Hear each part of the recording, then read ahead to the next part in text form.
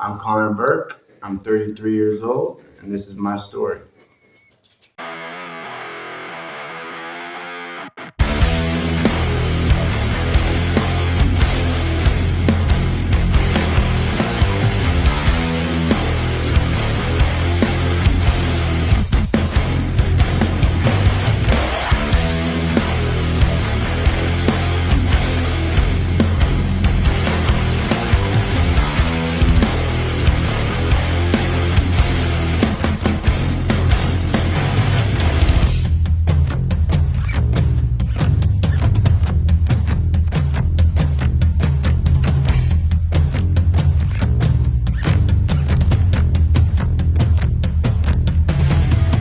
My story, my life begins in Tri-Cities, Washington, where I'm from, born and raised in Richland.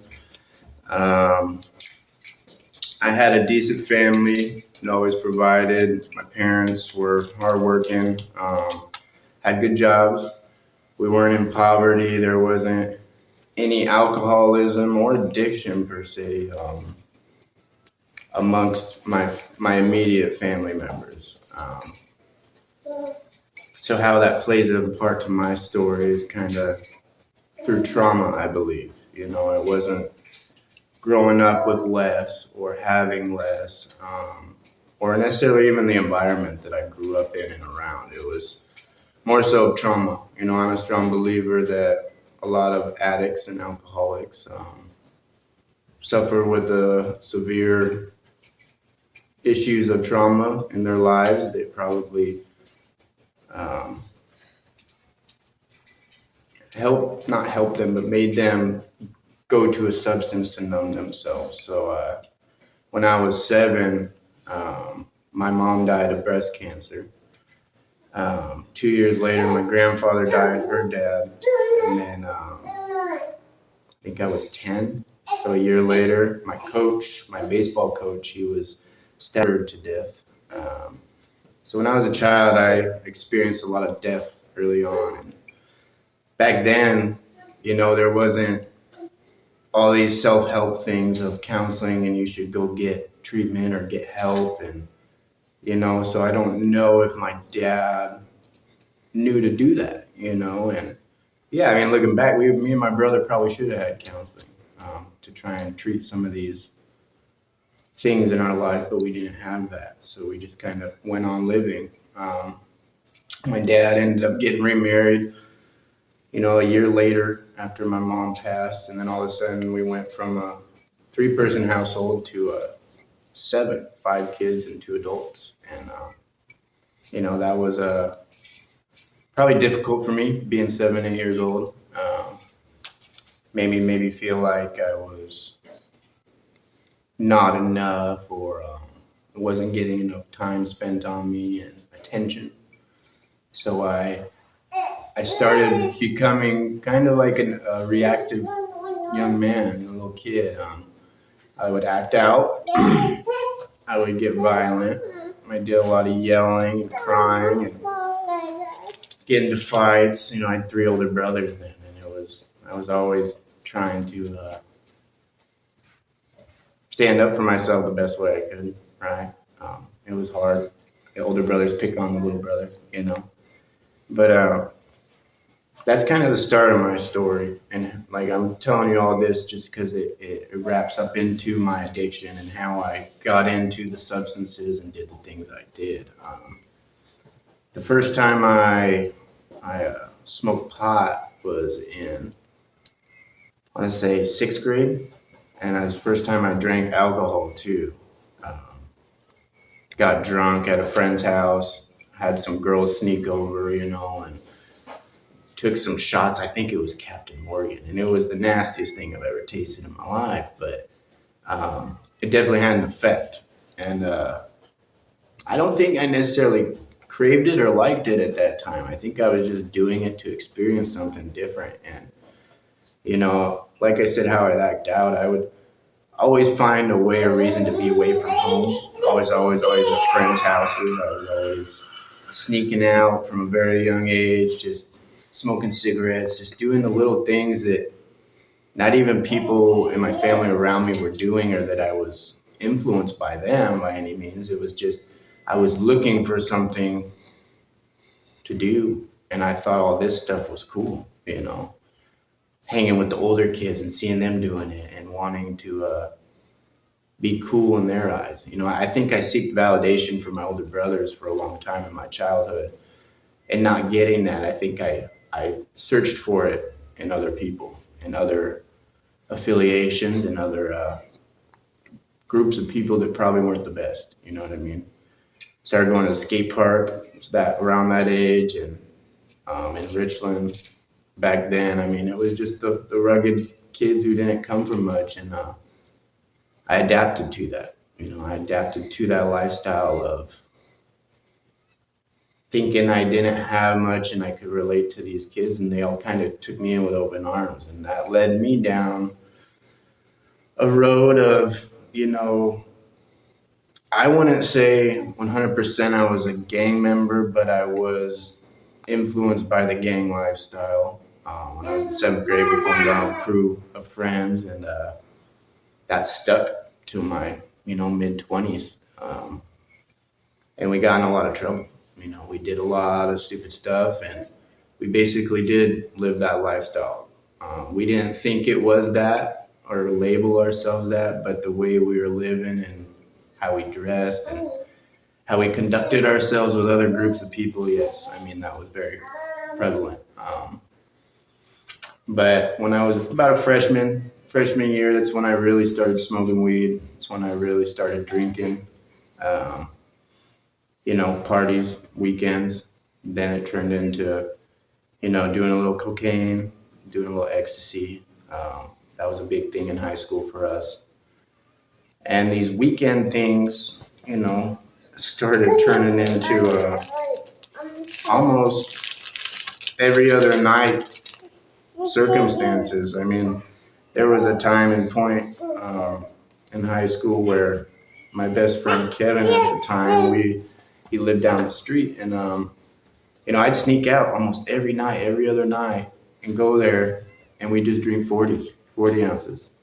Tasted like piss, but we still drank them because we wanted the effect. And for $3, it's not bad, especially when you're that young and don't have a bunch of income. And we lived our lives around that, and we thought we were the cool kids at school.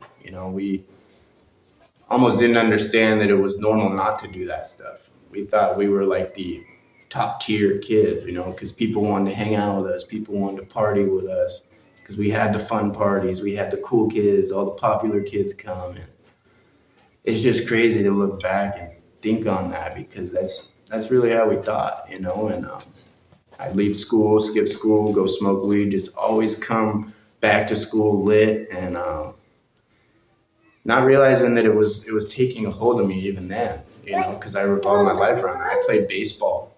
We were a baseball family, and I played baseball up until my junior year.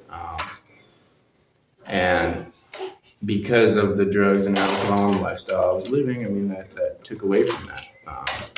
I was a junior, and I was dabbling in both sides of the life, trying to go to school and trying to play sports, but also living a very risky lifestyle outside of school. And that caught up with me. I got caught with contraband at school the day before our first baseball game when I was a junior. I was varsity, starting center fielders and a leadoff batter. And I got caught at school, and I ended up getting a charge. And they kicked me off the baseball team. And that affected me, I think, deeply, because it still was a passion of mine. My brother was a good baseball player. He went to college for a full ride.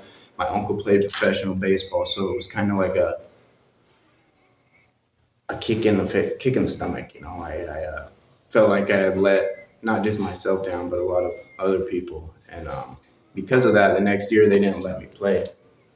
They didn't accept me back onto the team because I was a liability. And at the time, I took that really hard because I felt like I was trying to continue doing something productive like that to stay out of trouble. But I think it was just because I felt like I was supposed to do it.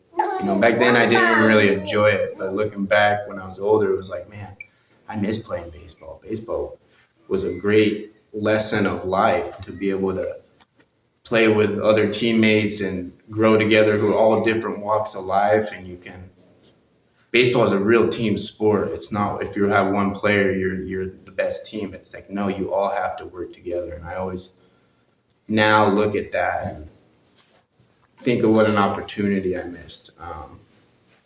My summer before junior year is when I started getting arrested and started getting into legal trouble because of drugs and alcohol. Me and my buddy were out. We used to get drunk and go car prowling and then steal cars. We used to go joyride them and think it was fun to do that. We never really like hot rigged them or did anything crazy like that. It was just, if the keys were in the car, we were taking it. And we would park it and leave it somewhere random and just have no acknowledgement or feeling towards how we just screwed these people over. It was just, we looked at it and then we were drunk and we were 15, 16 years old driving around drunk, just making those poor decisions, and it caught up to us. We had been doing that for months on end, and it was in the same neighborhoods of Ridgeland, and it was just, I don't know why we didn't think we'd get caught. So one night we were out, it was like 3 a.m, and we were in a cul-de-sac, and we were both in a different car, and somebody pulled in behind the car that my friend was in, and it was the owner of the house, and they got him on the ground. I hid in the other car. Cops came. I remember hearing and seeing the sirens, and I ducked down in the car thinking I was going to get away, and I had all the stuff we had stolen in my bag. It was all in my bag, and I waited. I could have ran, but back then I had that code, like, you don't leave friends behind. You don't snitch. You don't do all these street law things. Which I think is ridiculous now because it only got me in so much trouble. But I stayed, and eventually a cop was at the door and had a pistol to my head saying, "Don't fucking move or I'll blow your head off." And I'm 15 years old, and I'm shit. And this is getting real. Got taken to the police station, and my dad picked me up way early in the morning. You could tell. Obviously, he wasn't too happy about that. And the next morning, me and my buddy were on the front page of the newspaper. Not our faces, not our names, but our crimes. And they were trying to implicate us in more than what they caught us for. And that started my criminal career on paper, I guess you could say. I had to go to IOPs. I had to be forced to attend meetings that I didn't take seriously. And the IOP was like troubled youth. I started going to juvenile hall, work crew, community service, the whole bam. And it didn't get easier from then on. I started doing cocaine pretty heavily when I was 17, so my junior year. And my grades were dropping. I was putting that first. A lot of my friends at that time were not going to school anymore. So I still luckily did the best I could with that. My dad wouldn't have approved of that, even though he wouldn't approve of the lifestyle I was living. It was just I was doing everything, not just behind his back, but there wasn't anything he could tell me. I was very rebellious. I didn't want to listen. And that treated when I was 18, I was 17. I wasn't 18 yet because I was an adult. I got arrested 3 weekends in a row. And that's what kind of tipped the scales. In one of those arrests, we had a standoff with the police at a party house, and we had maybe 60, 70 people in that house, and it was in West Ridgeland. And we had a standoff with the police, all 2 counties, for hours. And that night, holding knives outside the door, threatening them. If they come in, we're going to do something. Just craziness because we were so incoherent, so blacked out, drunk, and on drugs. And, I got pepper sprayed that night. My dad came again, picked me up since I was a youth and a juvenile. And I had work crew the next day for other crimes, And went to that and was wondering why my eyes were hurting so bad because I couldn't remember what happened. Yeah, I mean, I put my dad and my parents through a lot as a juvenile. Just kept doing the next thing that I thought. I don't know if I was trying to piss them off or not. I don't think so. I was just, when I'm under the influence, man, I have no recollection for my behavior. I just go. And I'm a little guy, and I would do a lot, you know. Um, but it never stopped. But then once I turned 18 and I was an adult, you know, it just took on a whole new level. I felt like I was an adult and I could do more. And so I was just continuing to drink heavily. I started getting into pills. I went to treatment the first time I was 18 over in Sundown M Ranch in Sela. And it was like a 30-day program. And it was cool. It was very nice, you know, looking at the other treatment centers I've been to. I mean, it was like a hotel resort, you know, but I mean, I was doing it because I was forced. It was that or jail. And it was like, at that time, I was going to big boy jail, and I didn't really care to do that. So I went to the treatment, maybe stayed sober for a month after and got right back into coke and drinking. And I never thought drinking was a problem. You know, I had a girlfriend at the time that I was with for about 3 years after that. And, you know, I was such a womanizer. I was such a manipulator. I was such a piece of shit to her and to any girlfriend I had. I was just so toxic, you know, and those are amends that I've had to make through my recovery now, of going back and trying to forgive myself, but have, you know, express to others how badly I treated them, and trying to apologize because it wasn't right. But it just kept going. I found pills when I was 19, 20, started doing those. It was the hydrocodone, the oxycodone, the Percocet. And then I had an addiction to opiates, tentatively. And never in my life would I have thought that that took me to the road that it took me. Turned 21. I got my license for the first time because my whole juvenile years I couldn't have a license because of all my charges and things I had done. I got my license, was feeling all good. I just moved into a house with a couple friends, but it was a drinking house. I mean, that's what you do when you're that age, right? So like, I didn't think any of it like it was a problem. I just thought that's what we should be doing. It's just fun. And 2 months after I got my license for the first time, I got a DUI coming out of a bar. And that turned into just more legal stuff. Got my license taken away. Couldn't drive again. You know, I always worked a job for the most part until I didn't. I'd go years with having a job off and on, pretty much all year long for the most part. And then my addiction would catch up to me and I'd lose it. I'd stop showing up. I'd keep calling in. I'd get in a fight with the boss, whatever. Come to work sick and not be able to work or function properly because I wasn't feeling well. But when I was 22 is when I started doing heroin. It was when I was introduced to heroin. We called it brown. And I couldn't get the pills. I remember this so vividly. I couldn't get the pills and stuff that I wanted. And my friend who used to sell me the pills told me he had this and he offered it. And I told him to fuck off. I told him, no, you know, I'm not doing that. That's terrible. That's bad. And I got so sick from not being well to have my drugs that I bent over to it. Yeah, okay, give it to me. So I started smoking it, and instantly I was hooked. Yeah, tasted like crap, but at that time it did what I wanted it to do, and it was cheaper per se than buying the pills. So I never really looked back to pills from there. It was just straight heroin, and not long after I started smoking, this again I never thought I'd get into. It led me to the needle, led me to the IV use.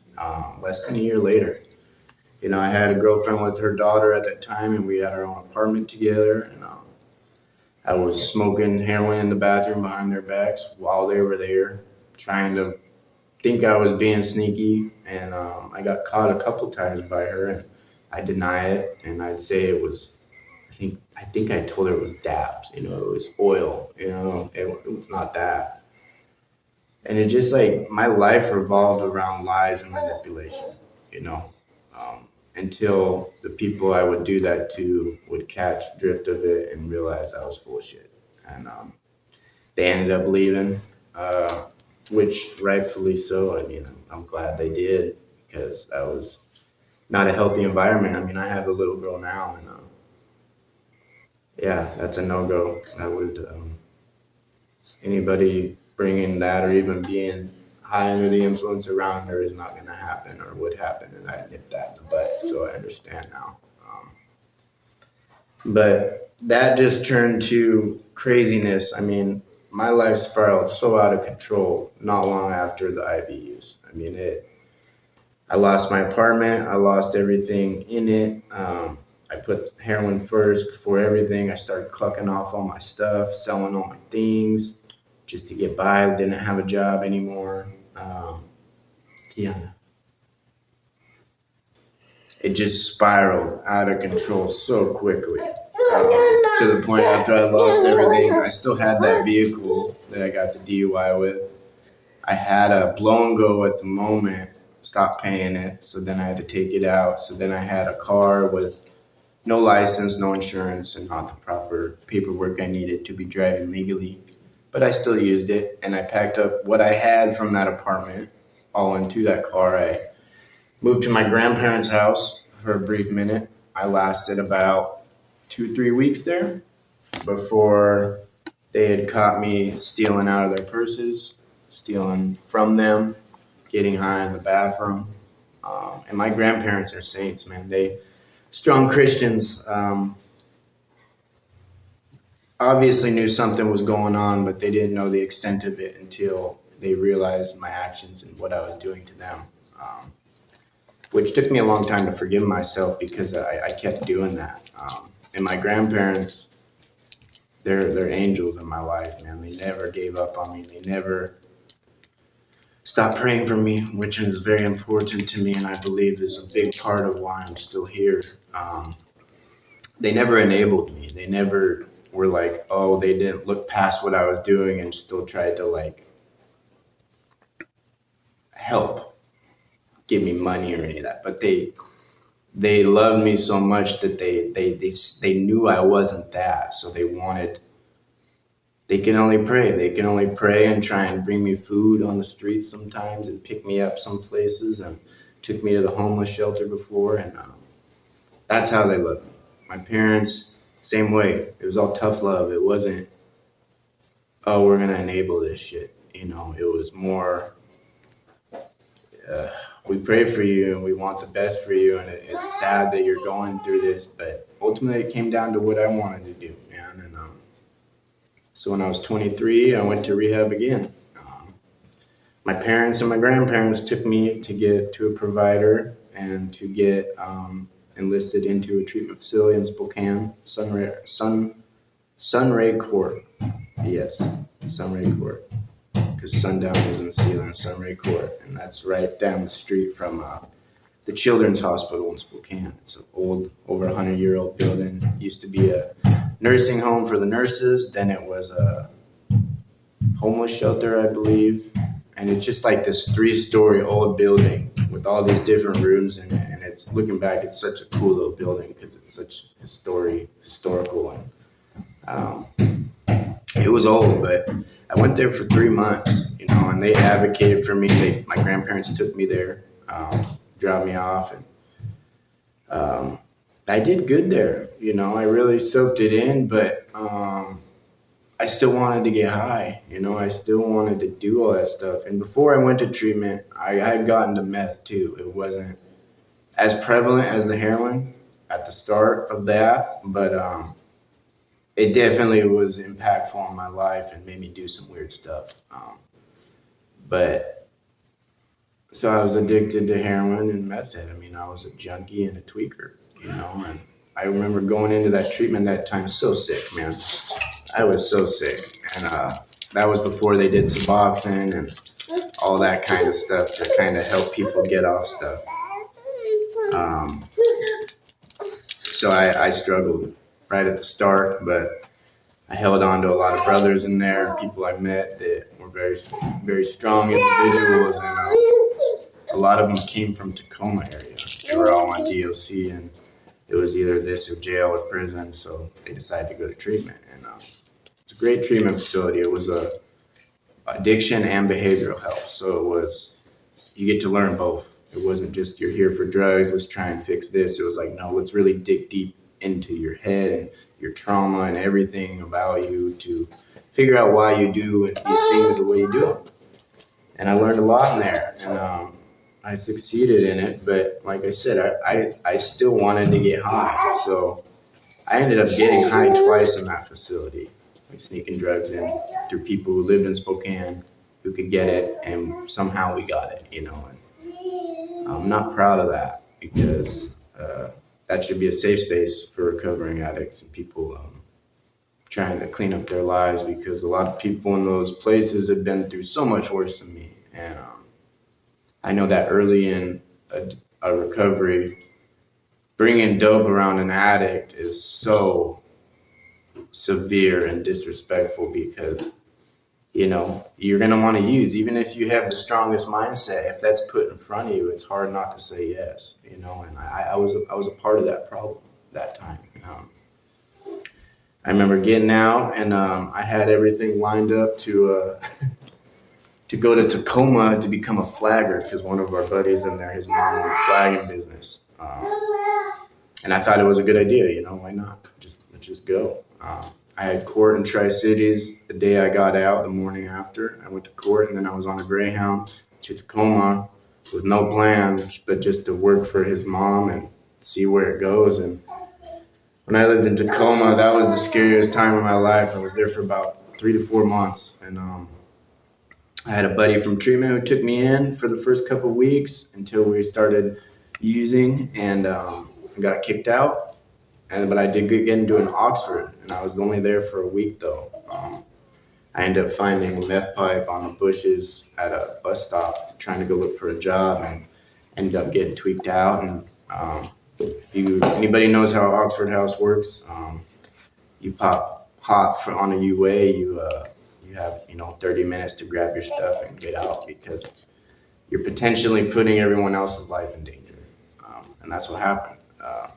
So I'm in a town, big, ghetto, nasty, dirty town where everything is there, and I'm on the streets, and that whole time there, I was on the streets. And now that I think about it, it's discouraging, because all the guys I was in treatment with from Tacoma that I knew, I was seeing, and I would call and hit up, but they were all using again, and so was I. So we'd all get high together. So all these guys I had grown with and learned so much from and healed a lot with, we were right back to square one together. Hotel to hotel, trap house to trap house.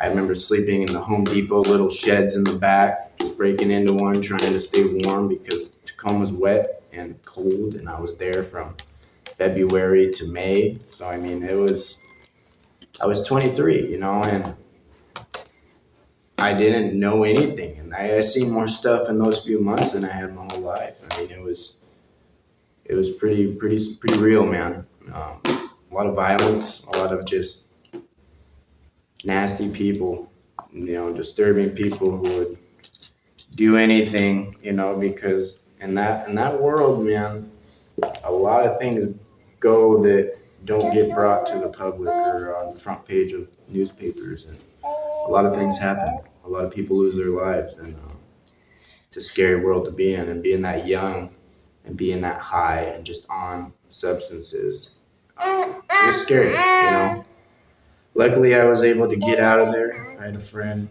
pick me up from Tri-Cities and take me back to Tri-Cities, but I was still using.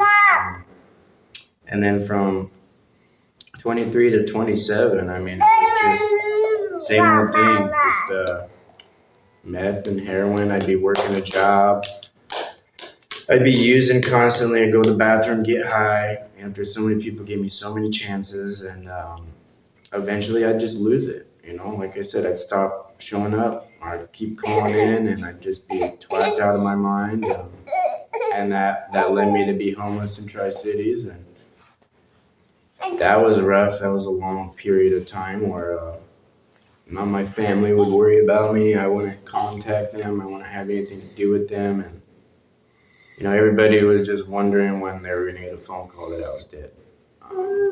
That's the reality of it. I never thought I was going to be that person walking down George Washington Way, just all strung out and all flailing around, and I was that guy. And it's crazy because being in the gorge now, I see people in the Dows and a lot who are struggling with addiction, and it's a tough sight to see for some people, but at the same time, I can relate, so I have a lot of empathy for it. I pray for them, because people probably judge them.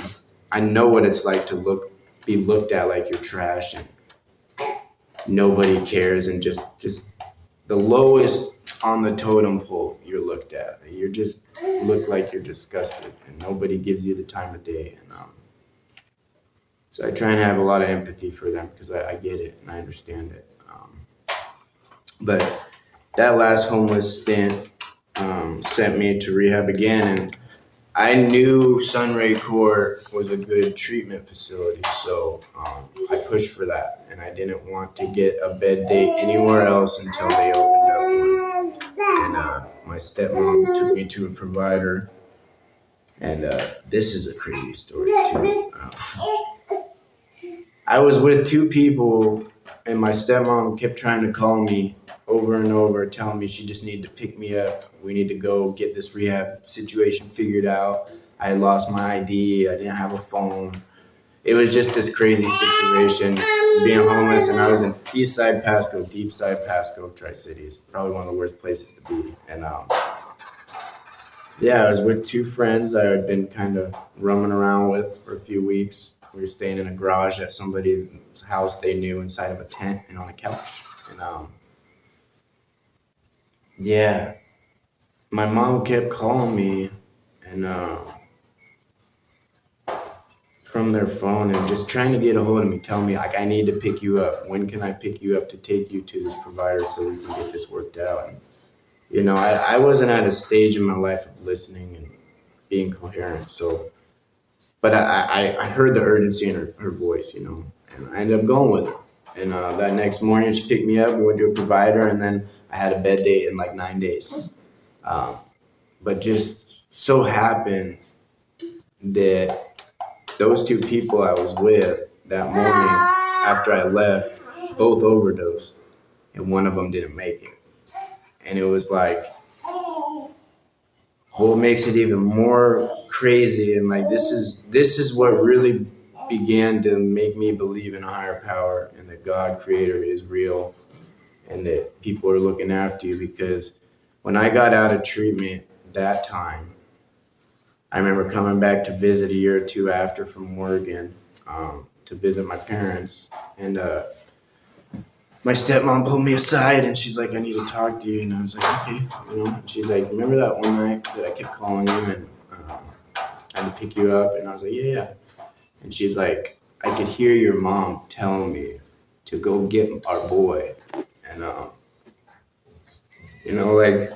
I know a lot of people don't have that God moment, but how is that not God? Because, I've always felt a connection to my mother, even though she's been gone my whole life, basically. But for my stepmom to step in and do that and say that, she wasn't bullshit, because she didn't even know those two people would overdose. So it's she saved my life one way or the other. I had a guardian angel, and I believe that was my mom, and it was God put her through my stepmom to save me.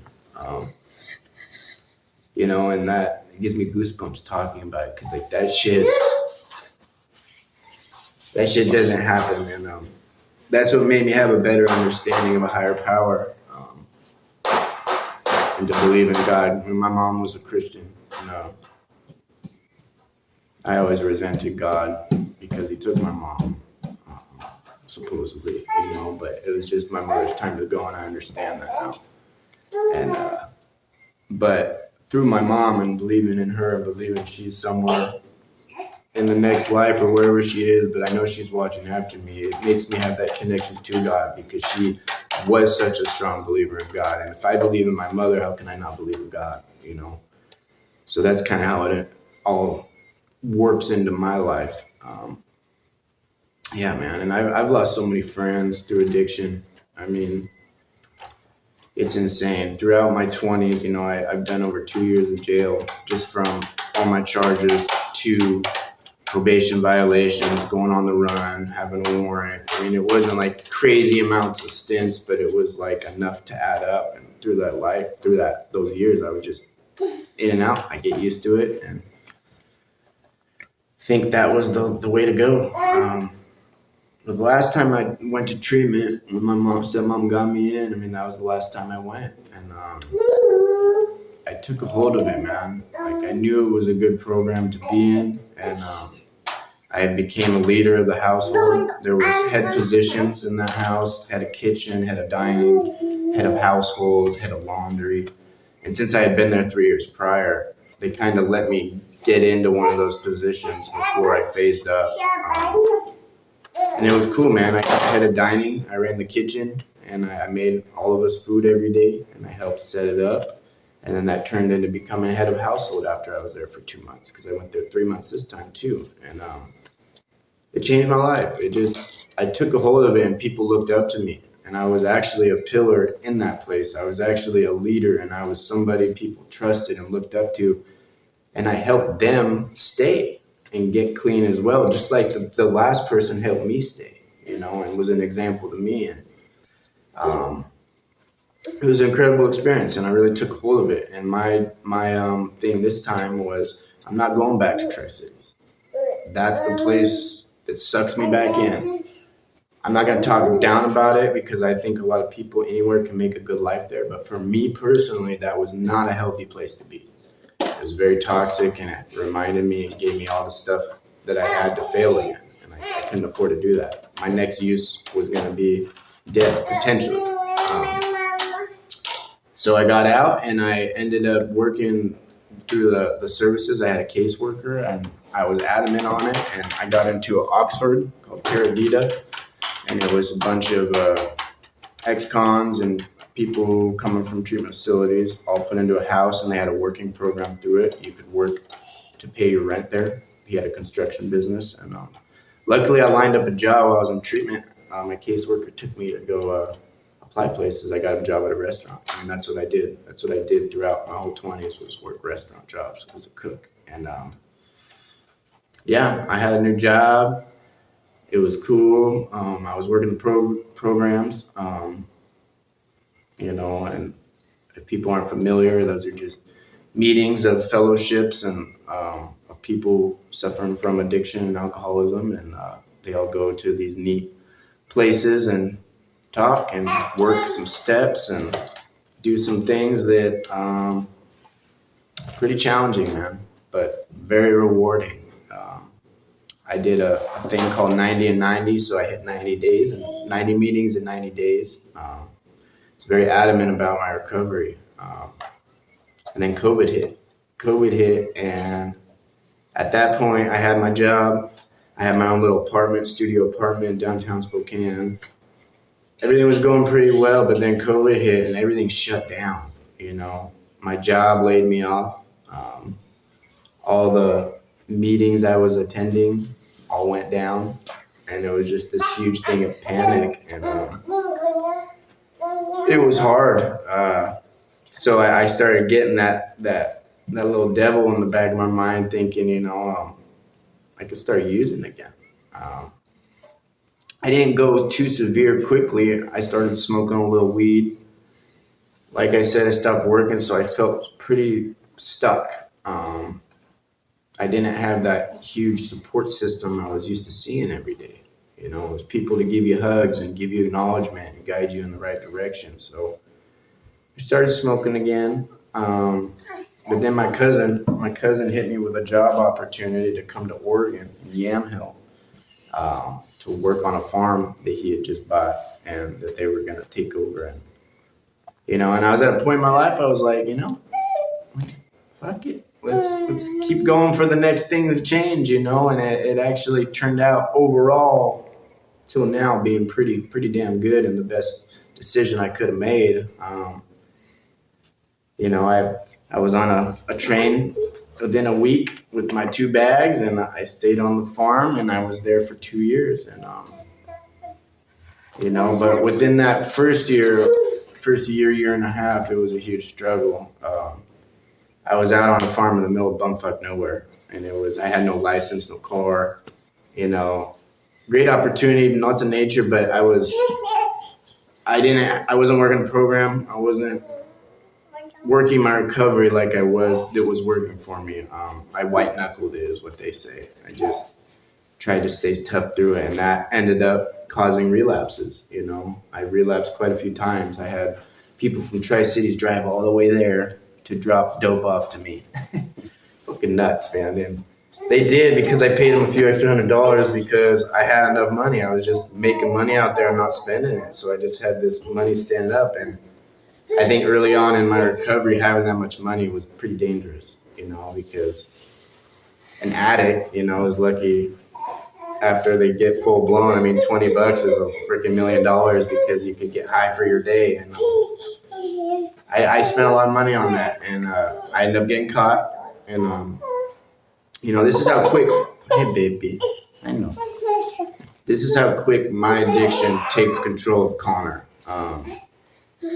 The last time I relapsed and used hard drugs and alcohol were when it was a Thanksgiving, which was 5 years ago.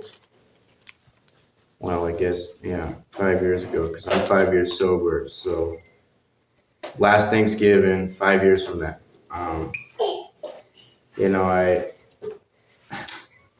I was going back to visit my parents at their house in Tri-Cities, and I had this whole plan in my head. My parents started letting me come there again. I could stay at their house. They trusted me in their house, and it was great. And I had a long time to build that back up. And I planned to get high. I had it all planned out. I was going to take the train back, stay one night in a hotel, and I was there for a week. And then I was going to spend the rest of my days and nights at my parents'. I can get high one time. It's fine, just get it out the way. I got picked up from the train station from some old people I knew, some dealers, and took me to the hotel. And that one night turned into that whole 7 days.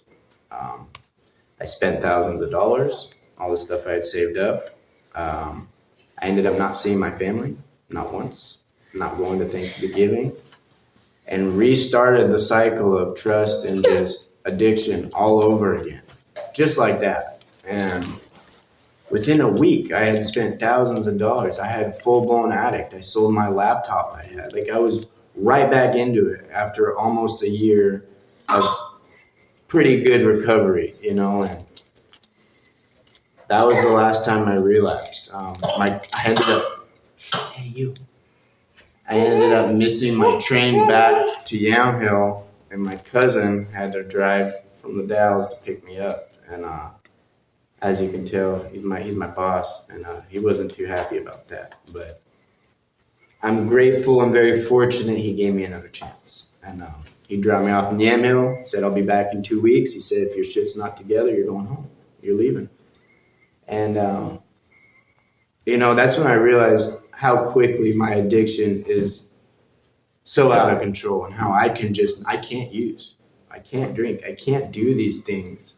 Because if I do, not potentially will I die, but my life will just go right into the shitter, Some people ask me, like, well, you can't have a drink? I'm like, I could have a drink. But me being me, that drink, one night of drinking is going to turn into, I'll have a couple beers. Next weekend, I'm going to start having shots. The next weekend, I'm going to be going out, blacking out, doing crazy stuff. The next weekend, I'm going to be drinking at my house. And then I'm going to start getting what I really want. And what I really want is dope, is drugs. So then right back into it. I get right back into the cycle. That's the addict I am. And I understand that now. And I needed that relapse to do that. Relapse is part of my story. And that's okay. it's okay to have that in your, as long as you learn from it. You don't lose the time before it. You just and the experience. I mean, you do lose the time. You don't lose the experience. You don't lose all the lessons and wisdom you learned. And I beat myself up for a little bit, but at the end of the day, I toughened up. I got into IOP in McMinnville. I had to take a bus to it, and I started going to meetings again. And that's what saved my life, and my family not giving up on me, and people giving me another chance and seeing my true worth, so that I could see my true worth. I could be confident, you know. Started getting my teeth fixed. All my teeth had fallen out. You know, I have 9 teeth gone. My canine, 8 molars gone. All my front teeth were black and dead, dying until I started getting my teeth done. I started getting fillings and all that stuff. I went to too many appointments to even name, and I started getting my self confidence back, which helped a lot with my recovery because, you know, coming out of that lifestyle, you can get pretty grungy and nasty, and at least I thought I was, and it was hard to feel good about myself, you know, when I didn't look good or lead up to my standards, I guess. So that helped a lot. And then before you knew it, man, I got I got my license back. My cousin gave me a car. I still have it. And then it was just you know, up from there for the most part. I do want to touch a light on some things that happened early in my recovery as well. When I was in treatment the last time, I had lost 2 friends while I was in there. Childhood friends that I'd grown up with.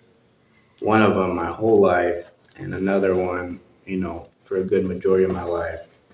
And so I just want to pay homage to my friends Eric Hofferberg and Michael Schultz, who lost their lives, one of them to addiction and one of them took their own lives, because they've played a big part in my recovery. And if I wasn't in treatment when that happened, my life could look very differently, and I might not have it. So I just want to go back and touch on that, because they're still a prominent piece of my life today, you know, and I hold them in high regards. But after I got my license back and car, you know, I was driving again. My cousin decided he was going to sell the farm, and so it was on to new journeys again. And I was still at that point of, fuck it, I might as well. I might as well just go to the next thing. And that's what brought me to the Gorge, where I live now. I lived in the Dalles for about a year and a half. I built a small studio in my cousin's garage.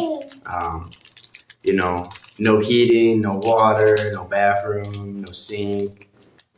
But I made it work, and I was grateful to have it. It was something so small and humble, but it did humble me a lot. You know, at least I had somewhere I could plug in a heater. You know, I had a microwave, I had a TV, I had the things I needed. But it was just a stepping stone, you know. And during that time, I started getting really back into recovery aspects and meetings. There's a 12-step program that I really involved myself in with Wellbriety and the Dalles, and that changed my life. It was a Native American cultured recovery 12-step program. And, you know, I'd always been fascinated by the Native American culture, with how not just they've overcome so much things in their culture and their generations, but how they band together, how they don't tend to judge as much. But I've never been around it to a point. Native Americans weren't a prominent people in Tri-Cities, so it was all new to me, but I dove right into it. I enjoyed the drumming, I enjoyed the smudging, I enjoyed all the peaceful spirituality that it provided. And my best friend Jerry, who I met, shout out to Jerry, he's the one who got me involved in that. And kind of ever since then, we just were hip to hip, and he got me into the Gorge Canoe Club, so I started canoeing on the Columbia River. And during those first 2 years of being in the Dalles and being in the Gorge, I really divulged myself into nature. And I think that's what really kept me sober for those first couple of years. That's what altered my life of spirituality, of my creator, of my higher power, and understanding of that, and just being able to stay sober. Every day off after work, on my 2 days off during the week, I was in the mountains. I camped in the back of my van, and I just stay out there, and I found a lot of healing out there, and that's what really grounded me and got me to a point of, this is the life I want to live. This is who I want to be. Everybody started gravitating towards me. People from my past, my family, just treated me differently because I was understanding myself more, and I was healing more. And ultimately, that led to the best things in my life. Within that circle and in that group of individuals, I met the love of my life. Started out as friends and just kind of turned into starting to date, and it turned into more, and we became an item, and not months down the road we found out we were pregnant, and yeah, man. And as you can tell, my little daughter, you can hear throughout this video and maybe see, it's the best thing that's happened in my life, man. And she wouldn't have happened without getting clean and getting sober and being in recovery, because everything that's led me to where I'm at today has to do with my sobriety. I mean, everything I've gained back, everything I have in my life comes from staying another day sober, and not going back to the toxic, unhealthy lifestyle that I lived for so long. And I'm grateful, so grateful for that, man. My daughter is my joy of my life. She's my first and only child that I have birthed. And recovery just keeps bringing blessings, man. Sometimes it takes a little while, but I guarantee if you do the next right thing, you stay sober another 24, you keep involving yourself around like-minded people, I guarantee life is going to start to get better. There's been so many times I wanted to give up, so many times where I felt like it wasn't worth it. There's times I felt like I wanted to get high. But the people I surround myself with ultimately have made it to where that's not even a question. And I still have to work it today so I don't have to worry about tomorrow, because tomorrow's a new day. Only thing I can focus on is today. And I know that if I get into negative thinking or thinking like I can get away with stuff, that's a dangerous slope to be in. And that's when I come to one of these rooms. It's when I go to a meeting, and that's when I tend to feel a lot better. I always hear something that I needed to hear. And, I worked the same job for 6 years, longest I've ever held a job. I've grown so much in that and learned so much. I'm a farmer, and I've done construction. We built this whole entire place, and that's a sense of pride in itself. It's out in nature. It's out in Parkdale. So, you got a view of Mount Hood, and what more of a blessing it is to drive to work every morning and just look at Mount Hood, because like I said, nature is definitely one of the biggest parts of my recovery. And I still hold that dear to me. I take my daughter on hikes, and this whole last year we've gone on quite a few hikes, and she enjoys it. And I want her to be around that and be around Native American culture, because she is part Native, and learn the traditions. Me and her mother, we moved in together, almost 2 years ago now, and still live together. And 6 months into our relationship, we got our boys back. And got them full time. We've had them ever since, and those are my stepsons. That's who I consider my stepsons. I take care of and provide for them, but they help me and take care and provide for me too, and fill my spirit. And they're so good to their sister. So from getting clean, I guess what I'm trying to get at with all that is I have a family now, and I'm able to take care of my family. And how freaking cool is that? That's the biggest blessing, because if I was in my addiction, I would have fucked them all off. I would have put my drugs first and my drinking first, and I would have not even cared or thought that how much I was affecting them. And luckily, hopefully my daughter never has to see me that way. But I gotta keep a level head and still work my program and put in the work, man. And it takes a lot to do that, but it's worth it. Today I'm happy. I have through recovery and through the rooms, man. It's crazy because, like I said, I'm five years sober, and the blessings still come. Like, you think it all happens at once or it happens here and there, but because I am adamant about my recovery, people notice that, and because of that, just within the last month, we are going to be moving from Hood River in our little house to Parkdale and live on a little farm property in a 4 times as big a house that we have right now for the 5 of us. And that's from recovery, because somebody in recovery offered us this, right? So it's like, that's how it works. Like, I wouldn't have that without being around these people and having the support I do and having the friends I have. And I got that. And because of that also, I started a new job in the start of April, which is going to be way better for my family.